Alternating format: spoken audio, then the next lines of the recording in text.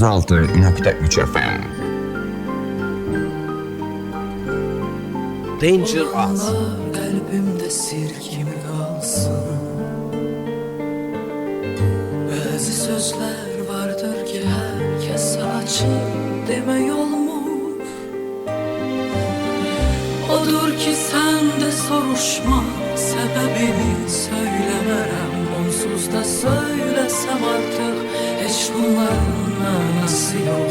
Gel bunları biz unutak bir defelik. Odur ki sen de soruşma, sebebini söylemerem. Onsuz da söylesem artık hiç bunların manası yok. Olanları gel unutak bir defelik. İstersen kalbimden silim acıları, İstersen bahşedim sana dünyaları, İstersen ben de unutum varlığımı sana göre.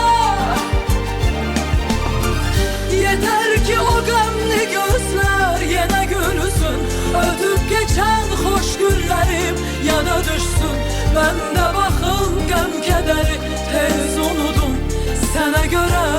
106.3 FM.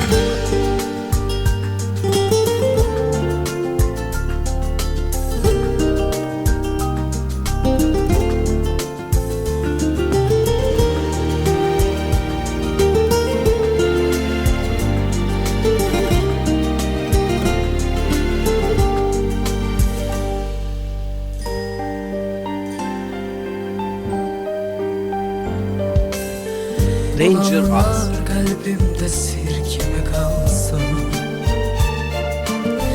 Bazı sözler vardır ki herkese açık deme yolmuş.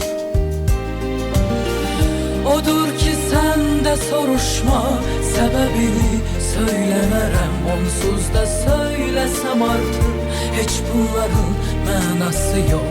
Gel bunları biz unutak bir defelik. Odur ki sen de soruşma, sebebini söylemerem. Onsuz da söylesem artık hiç bunların manası yok. Gel bunları biz unutak bir defelik. İstersen kalbimden silim acıları, İstersen bahşedim sana dünyaları, İstersen ben de unutum varlığımı sana göre. Yeter ki o gamli gözler yine gülsün, ötüp geçen hoş günlerim yana düşsün.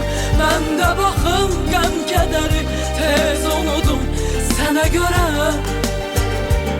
Danger Az. İstersen kalbimden silin acıları, İstersen bahşedim sana dünyaları, İstersen ben de unutum varlığımı sana göre. 106.3 FM. Yeter ki o gamli gözler yine gülsün, ötüp geçen hoş günlerim yana düşsün. Ben de bakım gam kederi tez unudum sana göre.